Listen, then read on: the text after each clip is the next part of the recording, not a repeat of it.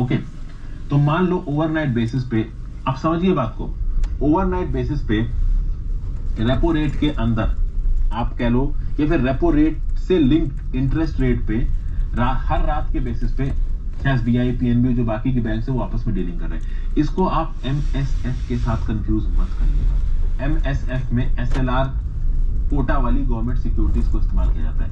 MSF अलग है, repo rate वाले ऑपरेशंस अलग हैं, और call money market is a different thing. Call money market में एकदम ओवरनाइट बेसिस, एकदम अर्जेंट बेसिस पे ट्रेडिंग हो रही है। तो शाम को ही आईसीआईसीआई की जो सीईओ है उनको पता चला कि भाई मुझे एकदम से 2 करोड़ रुपए की जरूरत है, तो वो बैंक ऑफ बड़ौदा के पास जाएंगे और बैंक ऑफ बड़ौदा से बोलेंगे कि भाई ये कॉल मनी मार्केट के अंदर मुझे 2 करोड़ रुपए दे दो। अब समझिए कॉल मनी मार्केट में कितने परसेंट तक की ये लेंडिंग और बोरोइंग हो सकती है।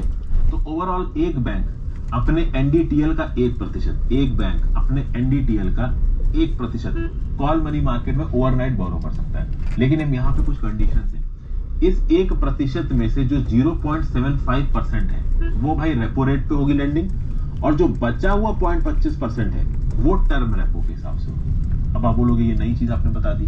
तो कॉल मनी मार्केट में ओवरनाइट बेसिस पे क्या होता है, अगर एकदम से पैसों की जरूरत है तो आपने उधार उठा लिया, बैंक ने उधार उठा लिया 1%, इसको फैसिलिटेट कौन करेगा, आरबीआई। ओवरऑल उधार आपके सेल हो गए, ज्यादातर केसेस में एसबीआई बहुत बार कॉल मनी मार्केट में ओवरनाइट उधार देता है।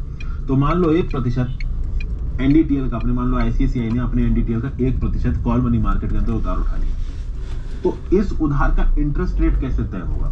तो ये जो 1% उधार उठाया है ना, इस 1% में से जो 0.75% है, ये 0.75% रेपो रेट के बेसिस पे उधार काउंट किया जाएगा, इंटरेस्ट काउंट किया जाएगा, और बचे 0.25% की जो सेलिंग बाइंग है ना वो टर्म रेपो के बेसिस पे होगी। और मैंने आपको टर्म रेपो में बताया था कि जो टर्म रेपोज होते हैं ये 7 दिन या 14 दिन या 28 दिन के होते हैं। तो कॉल मनी मार्केट में अगर कोई पर्टिकुलर बैंक अपने एनडीटीएल का 1% तक ओवरनाइट मार्केट से उठा रही है, तो उसमें से 0.25%, उसमें से 0.25% या तो वो 7 दिन के टेन्योर में उठाएगी, या वो 14 दिन के टेन्योर में उठाएगी, या वो 28 दिन के टेन्योर में उठाएगी, मतलब टर्म रेपो के हिसाब से उठाएगी।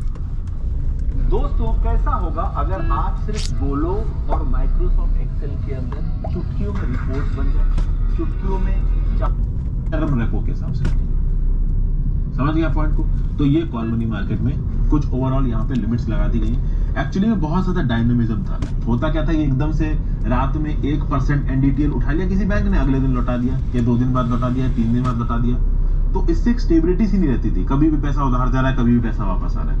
तो टर्म रेपो से एक स्टेबिलिटी आती है। टर्म रेपो पता है कि वो 7 दिन का है या 14 दिन का है या 28 दिन का है। तो टर्म रेपो के अंदर अगर पैसा उठाती कोई बैंक, तो वो 7 दिन का इंस्ट्रूमेंट होगा, 14 दिन का इंस्ट्रूमेंट होगा, 28 दिन का इंस्ट्रूमेंट होगा।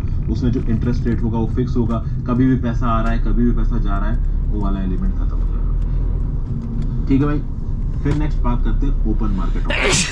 What is this open market? तो भैया आरबीआई गवर्नमेंट सिक्योरिटीज को खरीदता है और गवर्नमेंट सिक्योरिटीज को बेचता है। क्यों? क्योंकि उसको मार्केट में पैसे की सप्लाई को बढ़ाना या घटाना है। तो मान लो अगर आरबीआई